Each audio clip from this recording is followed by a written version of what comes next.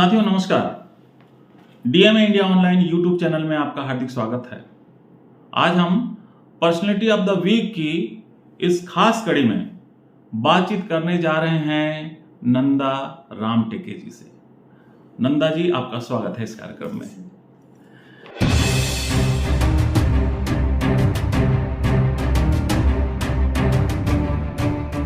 साथियों, इससे पहले कि मैं इनसे बातचीत आगे बढ़ाऊं, आपकी मुलाकात कराऊं, बताना चाहूँगा कि नंदा जी एक जानी मानी सामाजिक कार्यकर्ता हैं। बहुत सारी एक्टिविटीज़ वो कर रही हैं।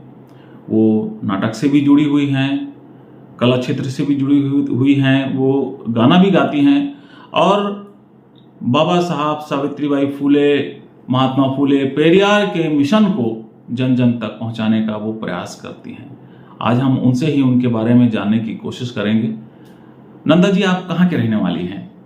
जी, मैं रायपुर की रहने वाली हूँ, यही मेरा पैदाइशी है जी। और आपकी पढ़ाई लिखाई कहाँ पर हुई? पढ़ाई भी यहीं पे हुई है। मेरा गंज स्कूल जो है, निवेदिता स्कूल, वहीं पे है। जी।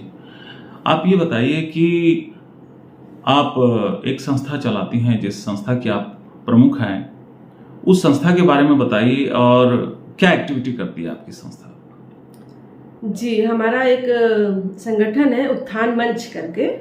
उत्थान नाम रखने के पीछे मेरा ये उद्देश्य था कि मैं सावित्रीबाई फूले के संघर्षों से बहुत प्रेरित हूँ और उन्होंने उस जमाने में महिलाओं के लिए इतना किया, तो आज तो हमें बाबा साहब की वजह से काफी अधिकार मिले हैं। तो हम घर से बाहर निकल के पुरुषों के कंधे से कंधा मिला के काम कर रहे हैं। तो क्यों ना हम ऐसी महिलाएं जो घर पे रहती है, जो बाहर की दुनिया नहीं जानती, मैं वैसी महिलाओं का एक संगठन बना के उन्हें सिलाई कढ़ाई के माध्यम से उनकी आर्थिक स्थिति को स्वावलंबन बनाने की कोशिश करती हूँ सर। अच्छा अच्छा जी, बहुत बढ़िया। तो कितनी महिलाएं आपके इस संगठन से जुड़ी हुई हैं? हमने तो 10 से स्टार्ट किया था, लेकिन अभी 40-50 महिलाएं हैं। कुछ कार्यक्रम बीच बीच में कराते रहते हैं, जिससे उनमें जन जागृति उनमें पैदा हो, बोलने की हैबिट पैदा हो उनमें। ये छोटे छोटे कार्यक्रम करा के उनमें जो झिझक है उससे मैं दूर करती हूँ सर।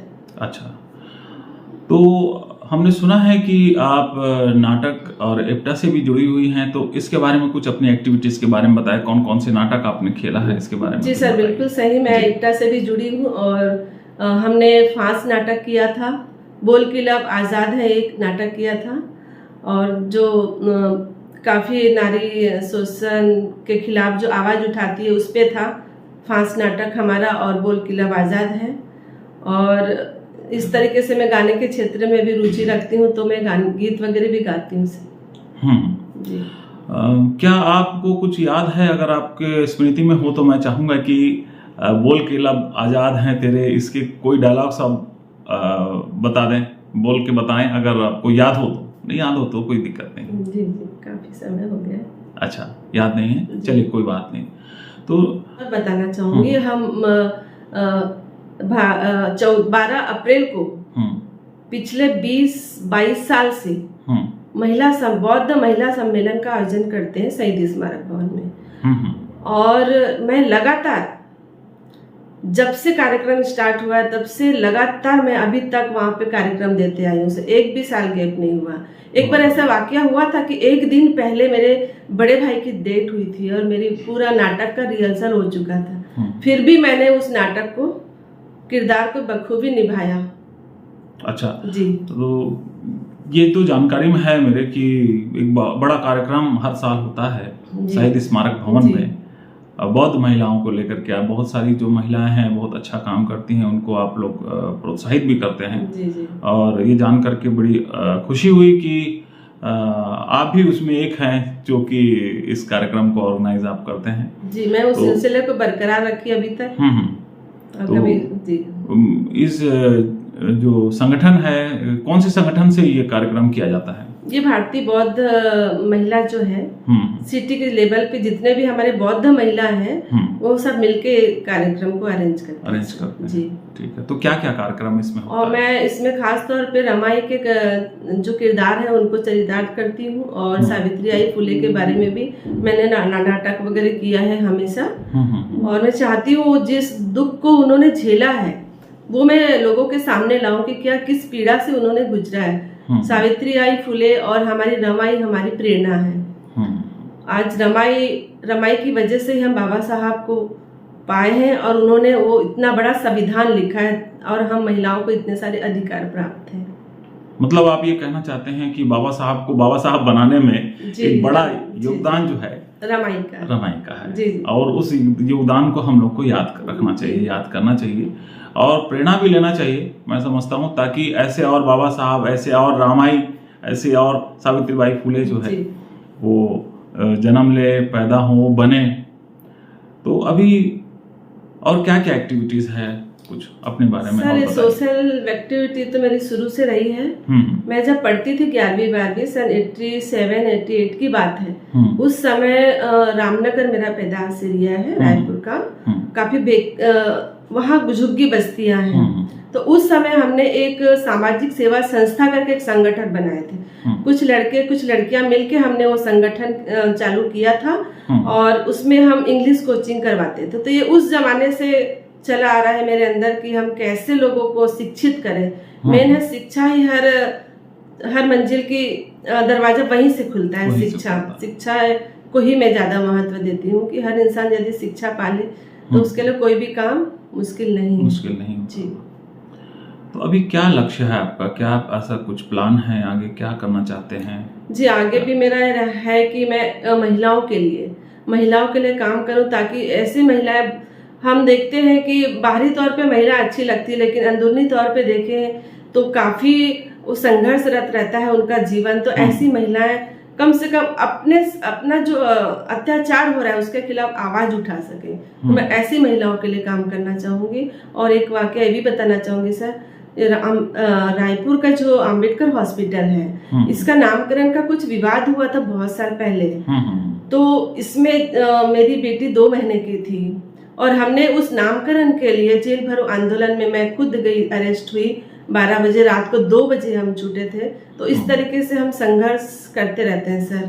मतलब ये है कि बाबा साहब के मिशन को लेकर के आप लगातार जो है संघर्ष करते रहे हैं और एक्टिविटी आप करते रहे हैं। मैं चाह रहा हूँ कि अपने पढ़ाई के बारे में बताइए, कहाँ तक आपका एजुकेशन हुआ? पढ़ाई कहाँ पर हुई आपकी? पढ़ाई तो मेरे रायपुर में ही सर, निर्मिता स्कूल में मैंने 12वीं किया।